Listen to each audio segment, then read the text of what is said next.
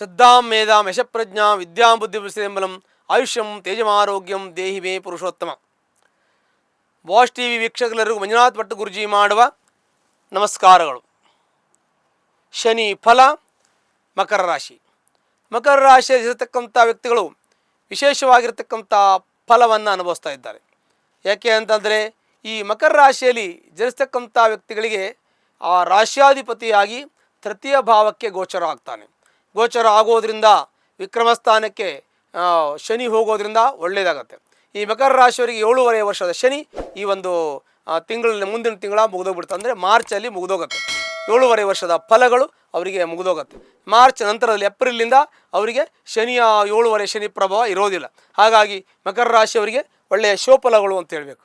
ವಿಕ್ರಮ ಸ್ಥಾನದಲ್ಲಿ ಶನಿ ಬರ್ತಾನೆ. ವಿಕ್ರಮ ಸ್ಥಾನದಲ್ಲಿ ರಾಶಾಧಿಪತಿ ಮತ್ತು ದ್ವಿತೀಯಾಧಿಪತಿ ತೃತೀಯದಲ್ಲಿ ಬರೋದ್ರಿಂದ ಶೋಫಲಗಳು ಪ್ರಾಪ್ತಿಯಾಗುತ್ತೆ. ಈ ಒಂದು ಮಕರ ರಾಶಿಯಲ್ಲಿ ಇರತಕ್ಕಂಥ ವ್ಯಕ್ತಿಗಳಿಗೆ ಆರೋಗ್ಯದಲ್ಲಿ ಸ್ವಲ್ಪ ವ್ಯತ್ಯಾಸ ಆಗ್ಬೋದು. ಶೀತಕ್ಕೆ ಸಂಬಂಧಪಟ್ಟಂಥ ತೊಂದರೆ ಮತ್ತು ಮೂಗು ಹಿಡ್ಕೊಳ್ಳೋದು, ಗಂಟಲು ಹಿಡ್ಕೊಳ್ಳೋದು, ENT ಗೆ ಸಂಬಂಧಪಟ್ಟಂಥ ತೊಂದರೆಗಳು ಆರೋಗ್ಯದಲ್ಲಿ ವ್ಯತ್ಯಾಸ ಆಗ್ಬೋದು.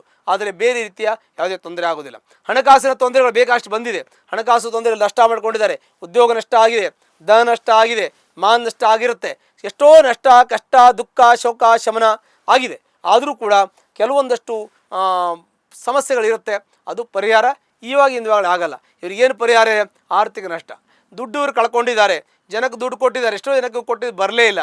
ಕೆಲವು ನಮ್ಗೆ ಕೊಡಬೇಕು ಅಂದ್ಕೊಂಡಿದ್ದೀವಿ, ಕೊಡಬೇಕಾಗಿತ್ತು, ಕೊಡೋಕ್ಕೂ ಆಗಲಿಲ್ಲ. ಇದು ಕಮಿಟ್ಮೆಂಟ್ ಇರುತ್ತೆ, ಫೈನಾನ್ಸಿಯಲ್ ಕಮಿಟ್ಮೆಂಟ್. ಇದರಲ್ಲಿ ಸ್ವಲ್ಪ ನಿಮಗೆ ತೊಂದರೆ ಆಗಿದೆ. ಅಂದರೆ ತಗೊಳ್ಳೋದ್ರಲ್ಲಿ ವ್ಯತ್ಯಾಸ ಆಗಿದೆ. ಹಾಗಂತ ನಿಮಗೆ ಪ್ರಾಬ್ಲಮ್ ಸಾಲ ಆಯಿತು ಅಂತಲ್ಲ, ಸಾಲ ಆಗತ್ತೆ ಅಂತ ನಾವು ಹೇಳ್ಬೋದು. ಇನ್ನು ಸಾಲ ಸ್ವಲ್ಪ ಇದೆ, ಸಾಲ ಆಗತ್ತೆ ಅಂತ ಹೇಳ್ಬೋದು, ಸಾಲ ಆಗಿದೆ ಅಂತ ಹೇಳಲಿಕ್ಕಾಗಲ್ಲ. ಹಾಗಾಗಿ ಸ್ವಲ್ಪ ನೀವು ಕಾಯಬೇಕಾಗತ್ತೆ. ನಿಮ್ಮ ಜೀವನದಲ್ಲಿ ಎಷ್ಟೆಲ್ಲ ಕಳ್ಕೊಂಡಿದ್ದೀರಾ, ಎಷ್ಟೋ ಅವಕಾಶಗಳನ್ನು ನೀವು ವಂಚಿತರಾಗಿದ್ದೀರಾ. ನಿಮ್ಗೆ ಒಳ್ಳೊಳ್ಳೆ ಅವಕಾಶಗಳು ಬಂದಾಗ ನಿಮಗೇನೋ ನಿಮಗೆ ಕೈಗತ್ತಲಿಲ್ಲ. ನಿಮಗೆ ಉದ್ಯೋಗ ಕೈಗತ್ತುವಾಗ ಸ್ವಲ್ಪ ತೊಂದರೆ ಆಯಿತು. ಹಣಕಾಸಿನ ದುಡ್ಡ ಕೈಗತ್ತಲಿಲ್ಲ, ಎಲ್ಲ ಸ್ವಲ್ಪ ನಿಮಗೆ ಹಿನ್ನಡೆ ಆಯಿತು ಅಂತ ಹೇಳ್ತೀವಿ. ಸಾಮಾನ್ಯವಾಗಿ ಆರ್ಥಿಕವಾಗಿ ಮತ್ತು ವ್ಯಾವಹಾರಿಕವಾಗಿ ಮತ್ತು ಮಾನಸಿಕವಾಗಿ ಸ್ವಲ್ಪ ಹಿನ್ನಡೆ ಆಯಿತು ಅಂತ ಹೇಳ್ತೀನಿ. ಆದರೂ ಕೂಡ ನಿಮಗೆ ಸ್ವಲ್ಪ ಛಲ ಜಾಸ್ತಿ, ಹಠ ಜಾಸ್ತಿ. ನೀವು ಒಂದು ಕೆಲಸ ಹಿಡಿದ್ರೆ ಆ ಕೆಲಸ ಮುಗಿಯೋರಿಗೆ ಬಿಡೋದಿಲ್ಲ. ನಿಮಗೆ ಶೌರ್ಯ ಅಂದರೆ ನಾನು ಹಿಡಿದಿದ್ದೀನಿ, ಈ ಕೆಲಸ ಮುಗಿಸ್ಲೇಬೇಕು ಅಂತೇಳಿ. ಏನೇ ತೊಂದರೆ ಆಗಲಿ, ನಷ್ಟ ಆಗಲಿ, ಕಷ್ಟ ಆಗಲಿ, ಬೇಜಾರಾಗಲಿ, ಆ ಕೆಲಸ ಹಿಡಿದ್ಮೇಲೆ ನೀವು ಬಿಡೋದಿಲ್ಲ. ಒಂದು ಕೆಲಸನ ನೀವು ನಿಖರವಾಗಿ ಮಾಡ್ತೀರಿ. ನೀವೊಂದು ಕಮಿಟ್ಮೆಂಟ್ ಚೆನ್ನಾಗಿರುತ್ತೆ. ನೀವು ಹೇಳಿದ್ಮೇಲೆ ಮಾಡ್ತೀರಿ. ನೀವು ಪ್ರಾಮಾಣಿಕತೆ ಇದಿಷ್ಟೇ. ನೀವು ಯಾವುದೇ ಸುಳ್ಳು ಹೇಳೋದಾಗಲಿ, ದಗ ಈ ಥರದ್ದು ಇರೋದಿಲ್ಲ. ಎಷ್ಟು ನೀವು ಒಳ್ಳೆಯವರಾದರೂ ಕೂಡ ನಿಮಗೆ ಕೆಲವು ಕರ್ಮದ ಫಲ ತೊಂದರೆ ಕೊಟ್ಟಿದೆ. ಆಲ್ರೆಡಿ ನಿಮಗೆ 7.5 ವರ್ಷ ಭಾಗ ಒಂದು 7.5 ವರ್ಷ ಮುಗಿದೋಗುತ್ತೆ. ಈ ಒಂದು ಮಾರ್ಚ್ ಎಂಡಿಗೆ ಎಲ್ಲ ಮುಗಿದೋಗ್ತದೆ. ಏಪ್ರಿಲಿಂದ ನಿಮಗೆ ಶನಿ ಸುಖವನ್ನು ಕೊಡ್ತಾನೆ. ಸುಖ ಏನು ಕೊಡ್ತಾನೆ? ಎಲ್ಲ ರೀತಿ ಕೊಡ್ತಾನೆ. ಆಲ್ರೆಡಿ ಈಗ ಸ್ವಲ್ಪ ರಿಕವರಿ ಆಗಿದೆ ನಿಮಗೆ.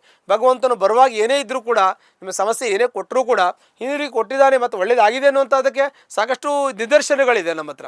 ನಿದರ್ಶನಗಳು ಅಂದರೆ ನಾವು ವಿಕ್ರಮಾದಿತ್ಯನಿಗೆ ಶನಿ ಹಿಡಿದದ್ದು ನಮ್ಗೆ ಗೊತ್ತಿದೆ. ಅದಲ್ಲದೆ ಇನ್ನೊಂದು ನಾವು ಕೇಳ್ತೀವಿ, ನಳದಮಯಂತರಿಗೆ ಶನೇಶ್ವರನು ಹೇಗೆ ಹಿಡಿದಿತ್ತು ಅಂತ ಗೊತ್ತಿದೆ. ಬ್ರಹ್ಮ ಕಪಾಲ ಹೇಗೆ ಶಿವನಿಗೆ ಹಿಡಿದಿತ್ತು ಅಂತ ಗೊತ್ತಿದೆ ನಮಗೆ.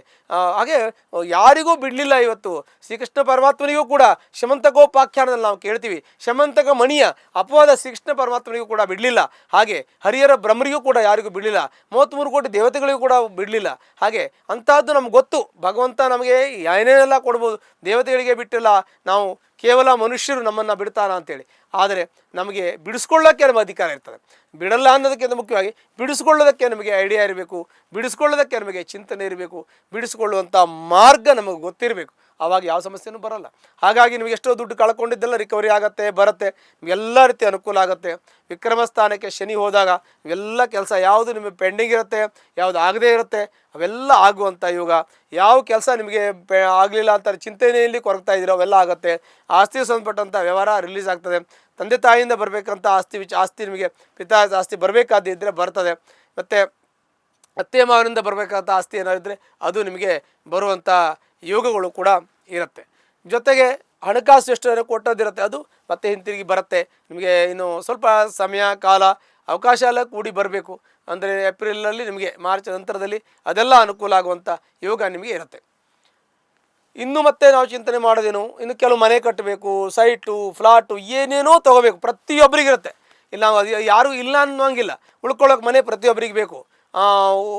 ಓಡಾಡೋಕ್ಕೆ ಒಂದು ಕಾರ್ ಬೇಕು, ಮತ್ತು ಖರ್ಚಿಗೆ ದುಡ್ಡು ಬೇಕು, ಊಟ ತಿಂಡಿ ಬಟ್ಟೆ ಜೀವನ ನಮಗೆ ಸುಭಿಕ್ಷವಾಗಿ ನಡಿಬೇಕು ಅಂತ ಪ್ರತಿಯೊಬ್ಬರಿಗೂ ಇರತಕ್ಕಂಥದ್ದು. ಇದು ಕಾಮನ್ ಆಗಿ ಮನುಷ್ಯನಿಗೆ ಸಾಮಾನ್ಯ ಒಂದು ಅವಶ್ಯಕತೆ ಇರತಕ್ಕಂಥದ್ದು.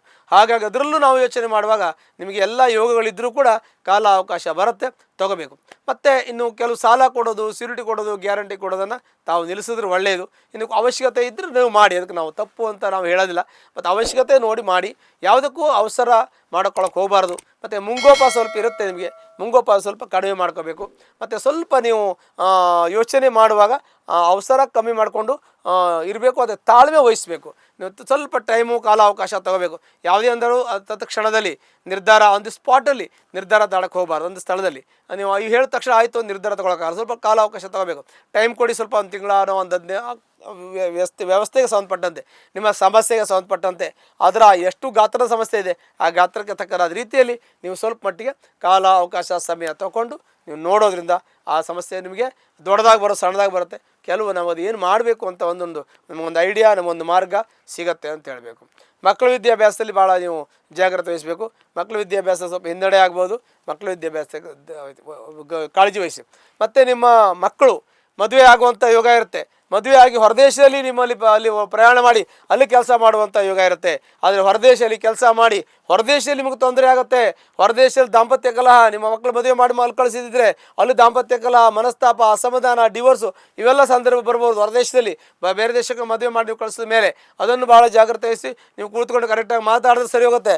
ಇಲ್ಲಾಂದರೆ ಅದು ಪ್ರಾಬ್ಲಮ್ ಆಗ್ಬೋದು. ಆ ಮಕ್ಕಳು ವಿದ್ಯಾಭ್ಯಾಸಕ್ಕೆ ಹೊರದೇಶಕ್ಕೆ ಹೋಗುವಂಥ ಯೋಗ ಇದೆ. ಅಲ್ಲೇ ಕಲಿತು ಅಲ್ಲೇ ಮದುವೆ ಮಾಡಿ ಅಲ್ಲೇ ಸೆಟ್ಲ್ ಆಗ್ಬೋದು. ಆ ಯೋಗ ಕೂಡ ನಿಮ್ಮ ಮಕ್ಕಳಿಗೆ ಇರ್ತದೆ. ಆಮೇಲೆ ನಿಮಗೆ ಕಾರ್ ತೆಗೆದುಕೊಳ್ಳುವಂಥ ಯೋಗ, ಮನೆ ತೆಗೆದುಕೊಳ್ಳುವಂಥ ಎಲ್ಲ ಯೋಗಗಳಿರುತ್ತೆ. ಆದರೆ ಸ್ವಲ್ಪ ಕಾಯಬೇಕಾಗತ್ತೆ. ಮಾರ್ಚ್ ನಂತರದಲ್ಲಿ ಅವೆಲ್ಲ ಕೂಡ ಕೈಗೂಡಿ ಬರುವಂಥ ಯೋಗ ನಿಮಗಿರೋದ್ರಿಂದ ಅದು ಶಿವಫಲ ಅಂತಾನೆ ನಾವು ಹೇಳಬೇಕಾಗುತ್ತೆ. ಅದಾದಮೇಲೆ ನಿಮ್ಮ ಚಿಂತನೆ ಇನ್ನೊಂದಿರುತ್ತೆ, ನಮ್ಮ ಉದ್ಯೋಗ ಹೇಗೆ ಅಂತೇಳಿ. ಜೀವನಕ್ಕೆ ಪಾಯಕ್ಕೆ ಒಂದು ಉದ್ಯೋಗ ಇರಬೇಕು. ಜೀವನ ನಡಿಬೇಕಾಗತ್ತೆ. ಮನೆ, ಮಕ್ಕಳು, ತಂದೆ, ತಾಯಿ, ಬಂಧು ಬಳಗ ಇವರೆಲ್ಲ ನಾವು ನೋಡಿಕೊಂಡು ಅವ್ರ ಜೊತೆಗಿದ್ದುಕೊಂಡು ಅವರನ್ನೆಲ್ಲ ನಾವು ಜೊತೆಗೆ ಸಮಾಧಾನವಾಗಿ ಇದ್ದು ವ್ಯವಹರಿಸ್ಕೊಂಡು ನಮ್ಮ ಜೀವನವನ್ನು ನಾವು ಕಾಪಾಡ್ಕೊಂಡು ಹೋಗಬೇಕಾಗತ್ತೆ. ಹಾಗಾಗಿ ನಮ್ಮ ಜೀವನದಲ್ಲಿ ವೃತ್ತಿ ಬಹಳ ಮುಖ್ಯ. ಜೀವನದಲ್ಲಿ ಒಂದು ಕೆಲಸ ಅಂತ ಮನುಷ್ಯನಿಗೆ ಇರಬೇಕು. ಕೆಲಸ ಇಲ್ಲ ಅಂದರೆ ಕಷ್ಟ. ಹಾಗಾಗಿ ಕೆಲಸದಲ್ಲಿ ನಿಮಗೆ ತುಂಬ ತೊಂದರೆ ಆಗಿದೆ ಮುಂಚೆ, ಇನ್ನು ಮುಂದೆ ಸರಿ ಹೋಗುತ್ತೆ.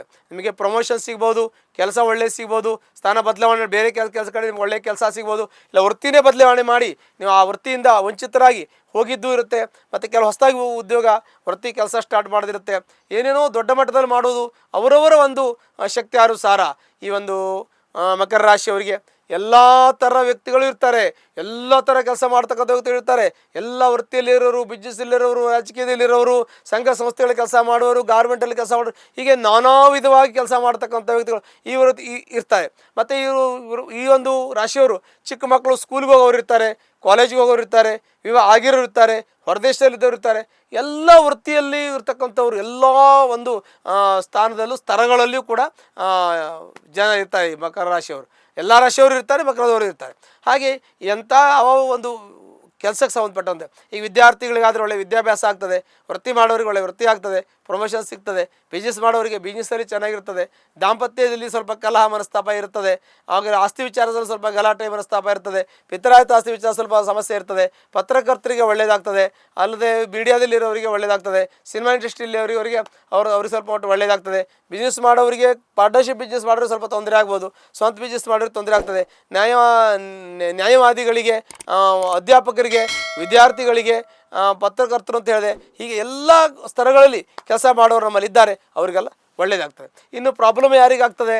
ಪ್ರಾಬ್ಲಮ್ ಆಗೋದು ಯಾರಿಗೆ ಅಂತಂದರೆ ನೀರಿನ ವ್ಯವಹಾರ ಮಾಡುವವರಿಗೆ, ಮತ್ತು ಹಾಲಿನ ವ್ಯವಹಾರ ಮಾಡ್ತಕ್ಕಂಥ ವ್ಯಕ್ತಿಗಳಿಗೆ, ಮತ್ತು ಪಶುಸಂಗೋಪನೆ ಮಾಡ್ತಕ್ಕಂಥ ವ್ಯಕ್ತಿಗಳು, ಯಾರ್ಯಾರು ದನ ಎಮ್ಮೆಗಳನ್ನು, ಕುರಿಗಳನ್ನು, ಕೋಳಿ ಸಾಕೋದು, ಸಾಗಾಣಿಕೆ ಮಾಡ್ತಕ್ಕಂಥ ಇರ್ತಾರಲ್ಲ ಅವರಿಗೆ ಸ್ವಲ್ಪ ಅಡಚಣೆ ಆಗ್ತದೆ. ಮತ್ತು ಈ ಕೃಷಿ ಜಮೀನು, ಈ ತರಕಾರಿ ಬೆಳೆಯವರಿಗೆ ಸ್ವಲ್ಪ ಮಟ್ಟಿಗೆ ತರಕಾರಿ ಸರಿ ಆಗೋದಿಲ್ಲ. ನೀರು, ಚಳಿ, ಗಾಳಿ, ವೃತ್ತಿ, ಕೆಲವು ಹವಾಮಾನ ವೈಪರೀತ್ಯ ತೊಂದರೆ ಆಗ್ತದೆ. ಕೆಲವೊಂದಷ್ಟು ಕೃಷಿಕರಿಗೆ ಸ್ವಲ್ಪ ಅನುಕೂಲ ಇದೆ. ಈ ಒಂದು ಇದರಲ್ಲಿ ಕೃಷಿಕರಿಗೆ ಅನುಕೂಲ ಇದೆ. ಮಳೆ ಬೆಳೆ ಚೆನ್ನಾಗಾಗುತ್ತೆ. ಆದರೆ ಕೃಷಿಕರಿಗೆ ಅಕಾಲಿಕ ವೃಷ್ಟಿಯಿಂದ, ಅಂದರೆ ಬೆಳೆ ಬರೋ ಸಮಯದಲ್ಲಿ ಮಳೆ ಬಂದು ಕೆಲವು ಬೆಳೆ ನಾಶ ಆಗ್ತಕ್ಕಂಥದ್ದು, ಕೆಲವು ಬೇಸಿಗೆ ಕಾಲದಲ್ಲಿ ಮಳೆ ಬಾರದ ಸಮಯದಲ್ಲಿ ಮಳೆ ಬಂದು ಕೆಲವೊಂದಷ್ಟು ಭೂಮಿಗೆ ಸಂಬಂಧಪಟ್ಟಂತೆ ಕೃಷಿಗೆ ಸಂಬಂಧಪಟ್ಟಂತೆ ವ್ಯತ್ಯಾಸ ಆಗೋದು. ಕಾಲಾನುಸಾರವಾಗಿ ಮಳೆ ಆಗತ್ತೆ, ಆದರೂ ಕಾಲಕ್ಕೆ ಅನುಗುಣವಾಗಿ ಆಗೋದಿಲ್ಲ. ಸ್ವಲ್ಪ ಅಕಾಲಿಕ ಮಳೆ, ಅಕಾಲಿಕ ಗಾಳಿ, ಇದರಿಂದ ಕೃಷಿಕರಿಗೆ ಸ್ವಲ್ಪ ತೊಂದರೆ ಆಗ್ತಕ್ಕಂಥದ್ದು. ಮತ್ತು ಪೆಟ್ರೋಲು ಬಿಸ್ನೆಸ್ ಮಾಡುವವರು, ಎಲೆಕ್ಟ್ರಾನಿಕ್ಕು, ಈ ಮತ್ತು ಹಾಲು ನೀರು ಈ ಥರದ್ದು ವ್ಯಾಪಾರ ಮಾಡ್ತಕ್ಕಂಥ ವ್ಯಕ್ತಿಗಳಿಗೆ ಸ್ವಲ್ಪ ಅಡಚಣೆ ಇರುತ್ತೆ. ಫೈನಾನ್ಸ್ ಮಾಡ್ತಕ್ಕಂಥ ವ್ಯಕ್ತಿಗಳಿಗೆ, ಯಾರು ದುಡ್ಡು ಬಡ್ಡಿಗೆ ಸಾಲ ಕೊಡ್ತಕ್ಕಂಥವ್ರು, ಫೈನಾನ್ಸಿಯಲ್ ಪ್ರೈವೇಟ್ ಫೈನಾನ್ಸ್ ಮಾಡ್ತಕ್ಕಂಥ ವ್ಯಕ್ತಿಗಳಿಗೆ ಸ್ವಲ್ಪ ಅಡಚಣೆ ಇರ್ತದೆ. ರಾಜಕೀಯದಲ್ಲಿ ಇರ್ತಕ್ಕಂಥ ವ್ಯಕ್ತಿಗಳಿಗೆ ಸ್ವಲ್ಪ ಅಡಚಣೆ ಆಗ್ತದೆ, ಸ್ವಲ್ಪ ಸಮಸ್ಯೆಗಳು, ಗೊಂದಲಗಳು, ಕಿರಿಕಿರಿ ಆಗ್ತದೆ. ಬೇರೆ ಎಲ್ಲ ತುಂಬ ಚೆನ್ನಾಗಿದೆ. ಇದೆಲ್ಲ ತೊಂದರೆ ಆಗುತ್ತೆ. ಏನು ತೊಂದರೆ ಆಗುತ್ತೆ ಅಂದರೆ ನಿಮಗೆ ಲೀಗಲ್ ತೊಂದರೆ ಬರ್ಬೋದು, ಅಡಚಣೆ ಆಗ್ಬೋದು, ಬೇರೆಯವರಿಂದ ತೊಂದರೆ ಬರ್ತದೆ ನಿಮಗ ಎಷ್ಟೇ ಚೆನ್ನಾಗಿದ್ರು ಕೂಡ. ಹಾಗಾಗಿ ಭಾಳ ಜಾಗ್ರತೆಯಿಂದ ಹುಷಾರಾಗಿ ಜೀವನವನ್ನು ಮಾಡ್ಕೊಂಡು ಹೋಗಬೇಕು. ಹುಷಾರಾಗಿ ಮಕ್ಕಳನ್ನು ಓದಿಸ್ಬೇಕು, ಹುಷಾರಾಗಿ ವಾಹನವನ್ನು ಚಲಾಯಿಸಬೇಕು, ಹುಷಾರಾಗಿ ನಿಮ್ಮ ವೃತ್ತಿ ಜೀವನ, ಹುಷಾರಾಗಿ ನಿಮ್ಮ ಒಂದು ಆರ್ಥಿಕ ಸ್ಥಿತಿ ಎಲ್ಲ ನೋಡಿಕೊಂಡು ಹೋದರೆ ಈ ಎಲ್ಲ ಸಮಸ್ಯೆಗಳೆಲ್ಲ ಪಾರಾಗ್ತೀರಾ. ಇದೆಲ್ಲ ನಿಮಗೆ ಕಷ್ಟ ಹೇಳ್ತಾ ಇಲ್ಲ, ನಿಮಗೇನು ಭಯ ಬೀಳಿಸ್ತಾ ಇಲ್ಲ, ಇರೋ ಸಮಸ್ಯೆಯನ್ನು ಹೇಳಿ ನಿಮ್ಮನ್ನು ಜಾಗೃತಗೊಳಿಸ್ತಾ ಇದ್ದೀವಿ. ಈ ಜಾಗೃತೆಯಿಂದ ಎಚ್ಚೆತ್ತುಕೊಂಡು ಕಷ್ಟ ಪರಿಹಾರ ಮಾಡ್ಕೊಳ್ಳೋದು, ಸಮಸ್ಯೆಯಿಂದ ನಾವು ಅವಾಯ್ಡ್ ಆಗೋದು, ಸಮಸ್ಯೆಯಿಂದ ಬೇರ್ಪಡಿಸೋದು, ಸಮಸ್ಯೆಯಿಂದ ಪಕ್ಕದಲ್ಲಿ ಇರತಕ್ಕಂಥದ್ದಕ್ಕೆ ಒಂದು ಮಾರ್ಗದರ್ಶನವನ್ನು ತೆಗೆದುಕೊಳ್ಳೋದಕ್ಕೆ ಇದು ನಿಮಗೆ ಈ ಒಂದು ಮಾಹಿತಿ ಸಹಾಯ ಆಗ್ಬೋದು ಅಂತ ನನ್ನ ಚಿಂತನೆ ಆಗಿರುತ್ತೆ. ಹಾಗಾಗಿ ಮಕರ ರಾಶಿಯಲ್ಲಿ ಜನಿಸ್ತಕ್ಕಂಥ ವ್ಯಕ್ತಿಗಳಿಗೆ ಸಾಕಷ್ಟು ತೊಂದರೆ ಇದ್ದರೂ ನಿಮ್ಮ ಜಾತಕ ಚೆನ್ನಾಗಿದ್ದರೆ, ನಿಮ್ಮ ದಶಾಭುಕ್ತಿ ಚೆನ್ನಾಗಿದ್ದರೆ ಯಾವುದೇ ರೀತಿ ತೊಂದರೆಗಳು ತೊಡಗಳು ಬರದೇ ಇರುತ್ತೆ. ನಿಮ್ಮ ನಿಷ್ಠೆ, ನಿಮ್ಮ ಶ್ರದ್ಧೆ, ನಿಮ್ಮ ಪ್ರಾಮಾಣಿಕತೆ ನಿಮ್ಮನ್ನೇ ಕಾಪಾಡ್ತದೆ. ಹಾಗಾಗಿ ಒಂದು ವೇಳೆ ಈ ಮಕರ ರಾಶಿಯಲ್ಲಿ ಜನಿಸ್ತಕ್ಕಂಥ ವ್ಯಕ್ತಿಗಳು ಯಾರ್ದಾರದು ಕಷ್ಟ ಕಾರ್ಪಣ್ಯ ದುಃಖದಲ್ಲಿ ಇದ್ದರೆ ಅವರು ಅದಕ್ಕೆ ಸಂಬಂಧಪಟ್ಟಂಥ ಪರಿಹಾರವನ್ನು ಅಂದರೆ ಹತ್ತಿರಲಿರ್ತಕ್ಕಂಥ ಆಂಜನೇಯ ಸ್ವಾಮಿ ದೇವಸ್ಥಾನಕ್ಕೆ ಹೋಗಿ 9 ವಾರ ಬಿಲ್ಲುಪತ್ರೆಯಿಂದ ಶನಿವಾರ 9 ಶನಿವಾರ ಬಿಲ್ಲುಪತ್ರೆಯಿಂದ ಅರ್ಚನೆ ಮಾಡೋದ್ರಿಂದ ನಿಮ್ಮೆಲ್ಲ ಕಷ್ಟ ನಷ್ಟ ದುಃಖ ಎಲ್ಲ ಪರಿಹಾರ ಆಗುತ್ತೆ. ಸುಖ ಶಾಂತಿ ಸಮೃದ್ಧಿ ಎಲ್ಲವೂ ಕೂಡ ನಿಮ್ಮಲ್ಲಿ ನೆಲೆಸುತ್ತೆ. ಶುಭವಾಗಲಿ. ಲೇಟೆಸ್ಟ್ ಹಾಗೂ ಇಂಟ್ರೆಸ್ಟಿಂಗ್ ಸುದ್ದಿಗಳಿಗಾಗಿ ಬಾಸ್ ಟಿವಿ ಕನ್ನಡ ಚಾನೆಲ್ನ ಸಬ್ಸ್ಕ್ರೈಬ್ ಮಾಡಿ. ಹಾಗೆಯೇ ಬೆಲ್ ಐಕಾನ್ ಪ್ರೆಸ್ ಮಾಡಿ. ಇದರ ಜೊತೆಗೆ ಫೇಸ್ಬುಕ್, ಇನ್ಸ್ಟಾಗ್ರಾಮ್, ಎಕ್ಸ್ನಲ್ಲೂ ಮಿಸ್ ಮಾಡದೆ ಫಾಲೋ ಮಾಡಿ.